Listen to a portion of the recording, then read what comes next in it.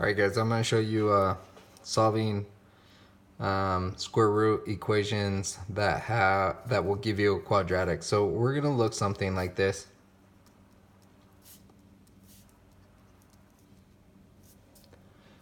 I'm going to follow my reverse order of operations, which tells me get rid of anything that's on the outside. I don't have anything on the outside on this side of the equation. So I'm just going to square both sides. This cancels out the square root.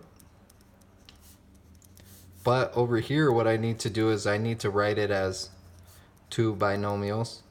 Binomial meaning two terms in there. So I can't just go x squared, 3 squared, that's wrong. I need to put it like this, and then I need to expand it by foiling. So I go x times x squared, x times negative 3, negative 3x, negative 3 times x, negative 3x, negative 3 times negative 3 is 9. Now I'm going to combine like terms. I'm going to get it equal to 0. I'm going to actually bring the x over here.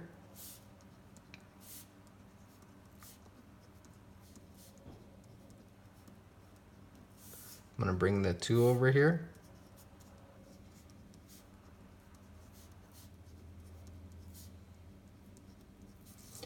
And now it's equal to 0. So now that it's equal to 0, I can use the quadratic formula.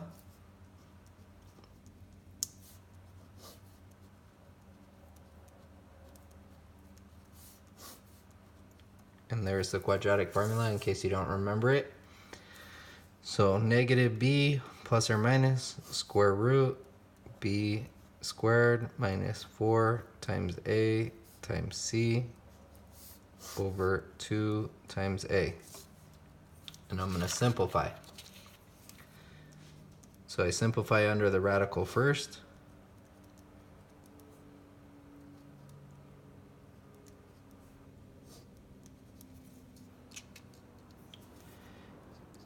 Again, I'm going to simplify under the radical.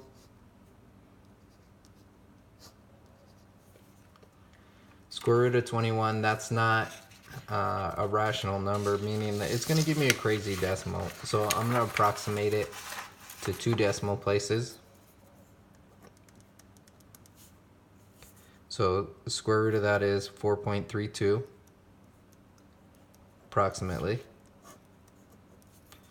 So I do 7 plus that is 11.32. And 7 minus that is 3.32.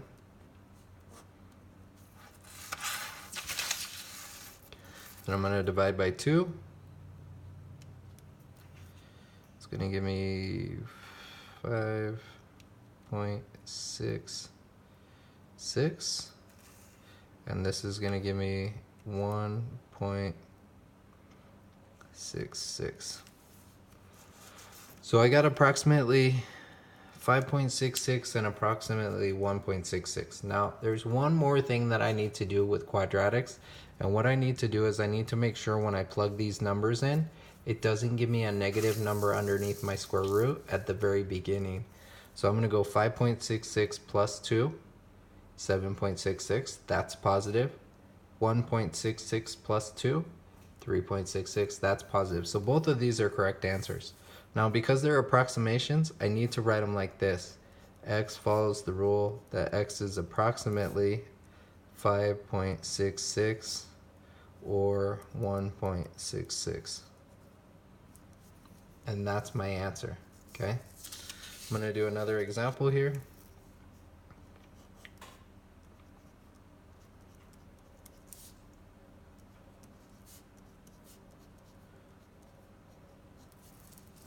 So remember our rules say to get the square root by itself. So I'm going to add 2.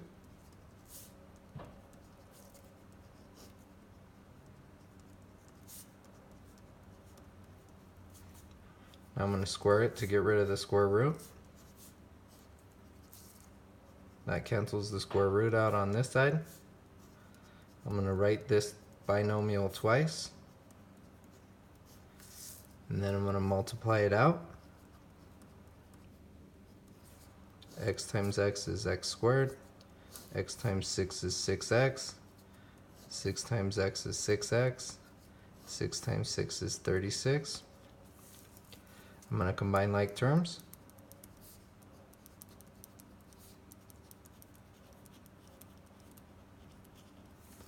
I'm going to get it equal to 0, so I'm going to subtract 3x.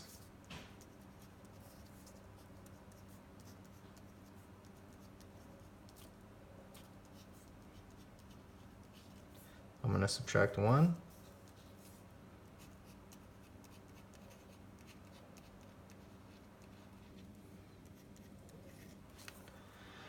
Now I can use the quadratic formula. Negative b plus minus square root b squared minus 4 times a times c over 2 times a. I'm going to simplify inside the square root.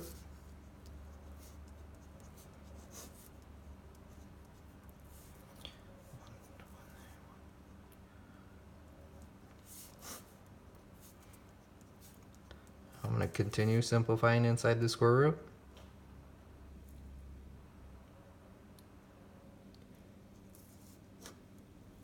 This gave me a negative square root, which is an imaginary number. So that means that this has no real solution. So the answer to this is no solution, which is just the empty set. So we're going to go through the process of those.